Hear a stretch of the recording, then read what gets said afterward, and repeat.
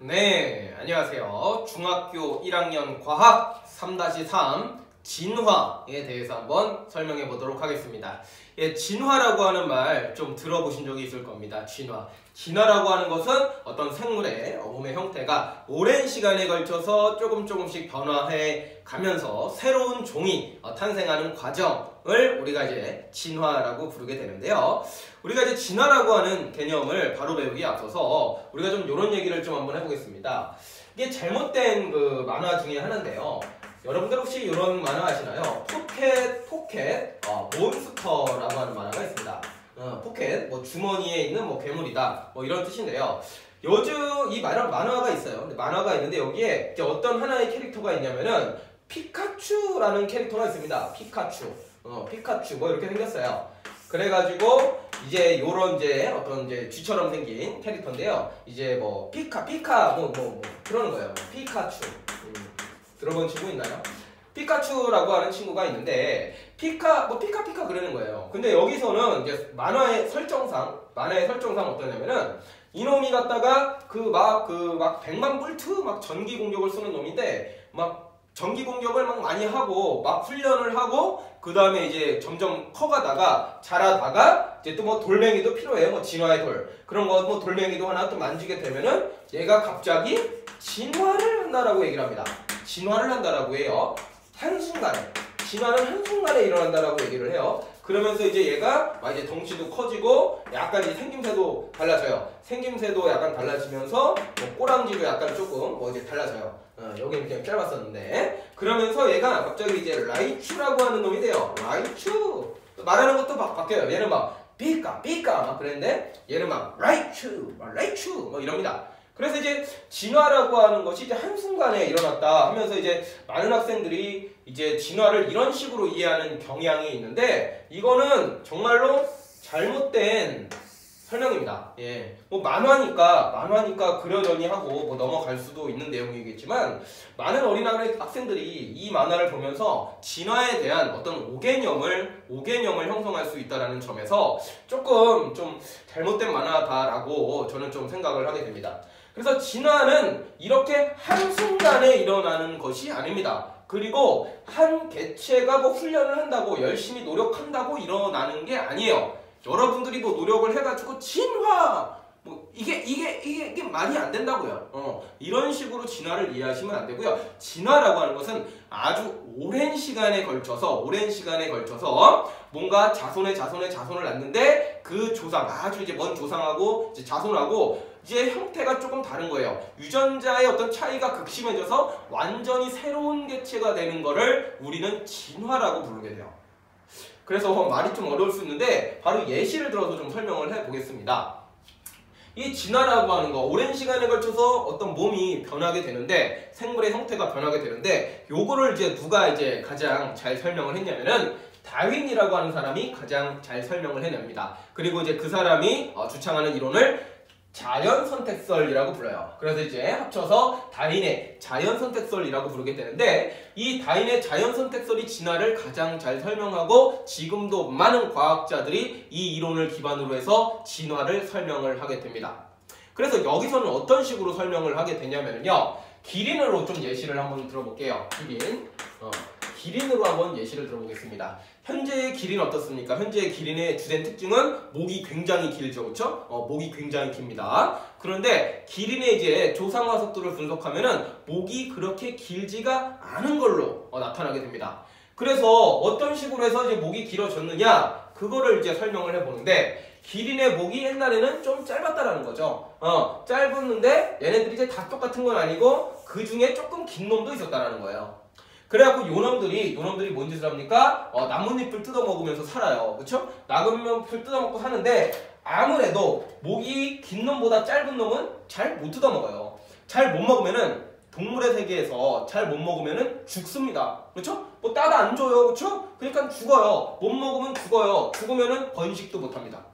번식도 못해요. 그러다 보면은 아무래도 키 큰 놈들이 많이 살아남게 되고 이 키 큰 놈들이 번식을 하게 되면은 얘네들과 비슷한 놈들이 태어나겠죠. 그럼 얘보다 조금 짧은 놈도 태어날 수 있고 부모만한 놈도 태어날 수 있고 또 더 긴 놈도 태어날 수 있어요. 변이가 일어나면서.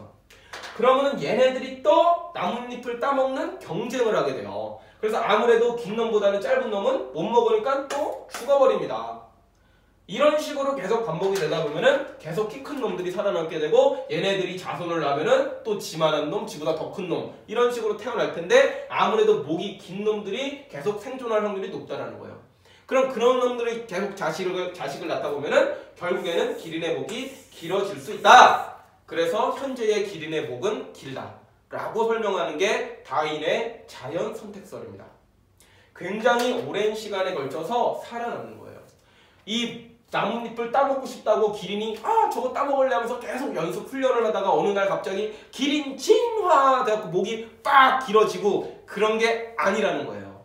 알겠나요? 그러니까 이거는 굉장히 잘못된 오개념입니다. 예, 물론 뭐 만화긴 한데 이런 식으로 진화를 생각을 했던 친구들이 있으면은 이번 수업을 통해서 정확하게 진화라는 게 어떤 건지 이해해 주시기 바랍니다.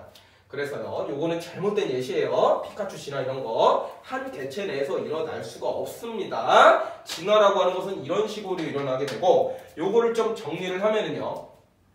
처음에 이 동물들이요 과잉 생산을 했다라고 얘기를 하게 돼요. 과잉 생산. 그럼 과잉 생산한 개체들 간에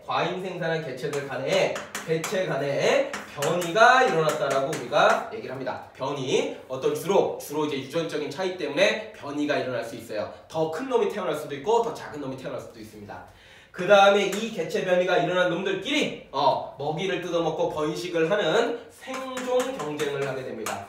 생존 경쟁을 하게 돼요. 그래서 이 생존 경쟁 결과 살아남은 놈들, 이 환경에 가장 적합한 놈들이 살아남게 됩니다. 그런 거를 우리가 적자 생존이라고 불러요. 적자 생존. 그리고 이 적자 생존한 놈들끼리 다시 또 자손을 낳으면 과잉 생산을 할 것이고 그 과정에서 이제 개체 변이가 일어날 것이고 그 과정 개체 변이 일어난 놈들끼리 다시 생존 경쟁을 하고 그 다음에 그 환경에 또 가장 적합한 놈들이 살아남고 이것들이 계속적으로 오랜 시간에 걸쳐서 반복이 되다 보면은 새로운 종이 탄생한다. 종의 분화가 일어난다 라고 얘기를 하는 것이 바로 다윈의 자연선택설이고 이것이 현대의 진화를 가장 잘 설명하는 이론입니다. 핵심 뼈대가 되는 내용이에요. 그래서 진화라고 하는 것은 어떤 개체 간에 한 개체에서 일어나는 게 아니라 어떤 개체 집단의 어떤 전체적인 형태가 오랜 시간에 걸쳐서 변화한 것이다. 그리고 살아남은 것이다. 좀 이런 식으로 생각해 주시면 됩니다. 자연에 의해서 선택받은 것이다. 이렇게도 얘기를 해요. 자연선택설이라는 이유가 그냥 생물만 있으면은 이러한 진화가 잘 안 일어나고요. 자연 환경의 영향을 받아서 거기에 적합한 놈들이 살아남았기 때문에 우리는 이런 거를 자연선택설이다 라고 얘기를 하게 되는 겁니다. 그래서 이 내용을 명확하게 좀 알아두시고 책엔 좀 이렇게 안 써 있을 수 있는데 이 부분을 좀 필기를 좀 하시기 바랍니다. 자, 그래서 몇 가지 예시를 조금 더 살펴보도록 하죠. 기린의 예시는 이런 거가 있었고요. 그 다음에 이제 다윈이 이제 직접적으로 스케치를 해가면서 이제 또 관찰한 게 하나 있습니다. 두 번째 예시로 이제 뭐가 있냐면은 핀치새라고 하는 게 있어요. 핀치새라고 하는 것은 이제 갈라파고스 제도에 이제 살고 있는 놈인데 예를 들어서 이제 여기에 이제 남아메리카가 있다고 칩시다.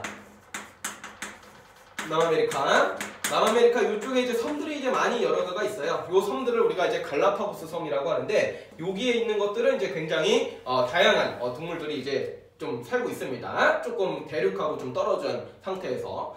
그래서 이 핀치새는 뭐 새의 이름이에요. 그래서 이제 남아메리카 대륙에서 이쪽 갈라파고스 섬 쪽으로 이제 이주를 했다라고 보고 있는데요. 여기에 있는 핀치새를 관찰하다 보니까 섬마다 얘네 핀치새들의 부리 모양이 조금씩 다르다라는 거를 다윈이 알아내게 돼요. 그래서 이것도 이제 진화로 어떻게 설명을 하냐면요.